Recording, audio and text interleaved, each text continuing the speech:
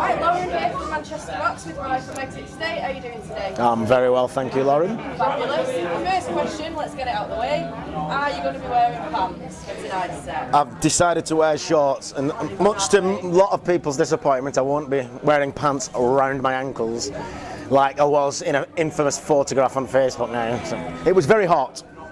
That's your Listen, excuse. it's not happening. Not happening. I can't rock out like with basically prisoner 45 chains around my ankles, so you know. Okay, back to the serious stuff, so let's see it all. All right, fair enough. All right. No, professional. Ladies, hold yourself down.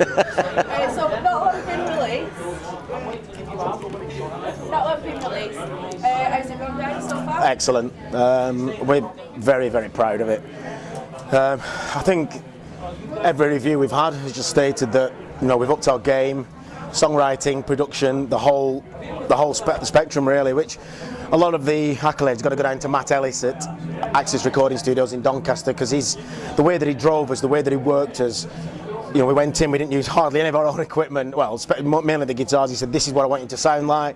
So we've had to rush around after that, trying to get ourselves matching what we have on the record, which we managed to do, but we just couldn't be happy with it, really, And more importantly, all of the fans who bought it and listened to it already, they've got the words in their head, and they're singing it to us at the little shows we've had up and down.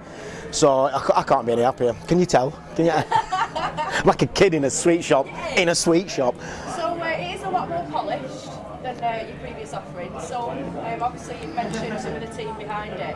What was your main thinking behind changing the way you've been produced? Well, in fairness, King Prawn Records, who we were before we signed our deal to Roxetter, because obviously, as you know, Roxetter already managed us at the time, they had their own in-house studios. So when we parted in good ways, I may add, with them, it was sort of like a parting with the producer as well. But more importantly, we'd heard Night Vision stuff, we'd heard Absolvers, Fury UK's, Black Spiders, of course, and we just thought, well, that's how we want our sound to be: big drums, big guitars and that. So it was Matt's reputation and obviously his physical work that we've listened to that just did it. So.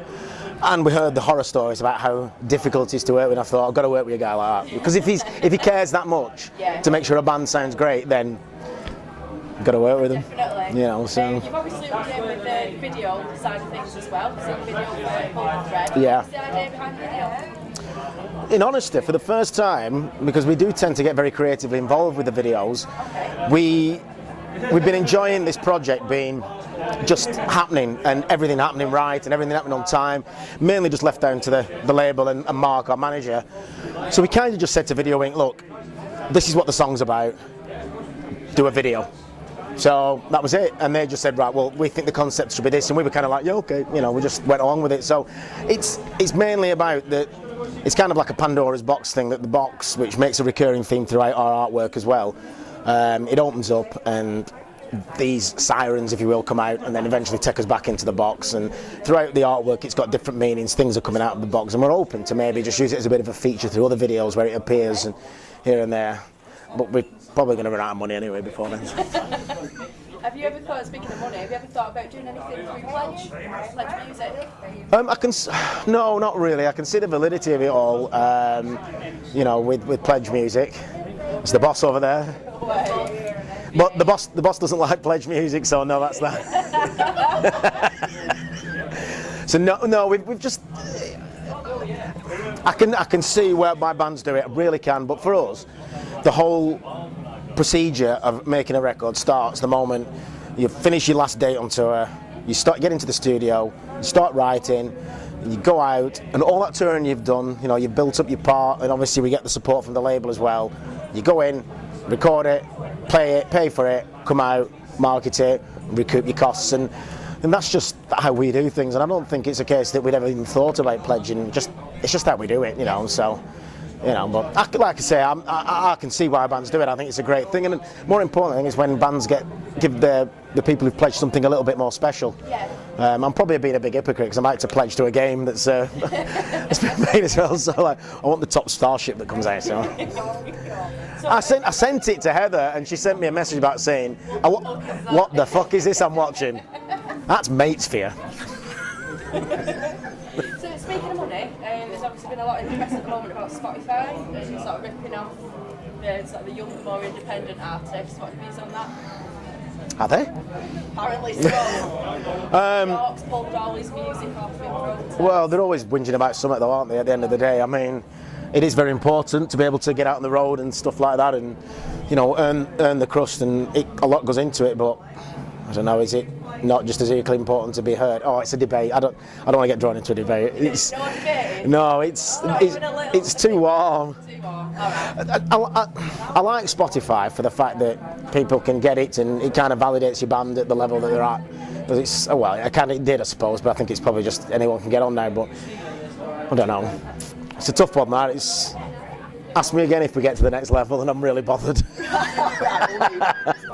When I'm hanging around with Lars Ulrich, we'll talk about it then. So, a quick note on Crystalline. Obviously, it's a single in the chart. How did you get involved with the charity festival? Right, that was amazing. Last May we were on tour with Michael Schenker, and we played at the Ritz. And Wayne Finlay, the guitarist and keyboard player for Michael, he's a patron of the charity anyway. Okay. And when Suzanne and Jackie came to get the Icons of Rock guitar signed by Michael, we were just about to set up, and as they came from backstage, Wayne, and he didn't have to do this, you know, he just turned around and said, "You need to see these guys, they're really good." So they said, "Okay, we will do." And as we find out later on, they never normally watch the support bands, but they did on this occasion. Loved the set, loved the band. Asked us a few weeks after that to become official supporters, which we were happy to. I think at the same time as Manchester Rocks, actually, or just a little bit after you guys. And then, obviously, during the course of writing Let's See It All, we'd come up with Crystalline, and when I was drawing the lyrics up for Crystalline, because I write all the lyrics for the band, or for all of the songs rather, I just felt that I could draw comparisons in this with maybe the work that they're doing and maybe what the families and the children are going through. It's kind of like in the first half of the song, it's a bit of a, you can't do anything, you can't do this, you can't do that, you just, settle, whatever, just don't bother trying or anything like that. And the second half of the song is, it's more uplifting, well, fuck you basically, we're going to do this, I'm going to accomplish and I'm going to achieve and I'm going to still be here. So we just felt that was absolutely perfect for charts, and we just approached them and said, look, would you be interested in sharing our Crystalline single and all the proceeds going to you? And of course they were delighted, and then much to our delight, a few weeks later they asked us if we'd become official patrons. So that's an achievement. We were proud of that. Would you say that's one of your biggest achievements? Today, yeah. That and playing at Shepherd's Bush Empire. In fact, the whole tour with Michael Schenker was amazing. We got really lucky because he's on fire again, and he's filling the venues, So, but Shepherd's Bush was just off its tits. Oh yeah, definitely. So what's next for Exit Stage? Tour. In my most northerners, tour. Everywhere, as many places as we can. Obviously, we're making more inroads into Europe. We'd love to get over to North America. I think that'd just go a treat over there for us. We are actively talking with some people because we've got quite a few connections all around, as Rock said, to have everywhere. So get out and tour, more exposure, more festivals next year. Just play to as many people as possible and just have them buy the record. If you could wave a magic wand and play at any festival, what would it be? I mean, it's obvious to say Download, but I've seen some amazing ones over in Europe and the States with like food. I forget what it was called. There was one in one of the southern states, and I just thought, my God, that's an incredible lineup. Any festival with the Foo Fighters on it, that'd be yeah. I don't care. I don't even care whether I'm running the hot dog tent. I don't care. Just any festival that they're on, that'll do for me. So just to wrap up, I want you to sum up Exit State in 3 words for those who haven't heard you before. Loud, heavy, rock. Peace out. Right, Roy? Photo bombing. You know what I like about you, Roy? I'm black. Fuck off. SOS, yeah. Woo!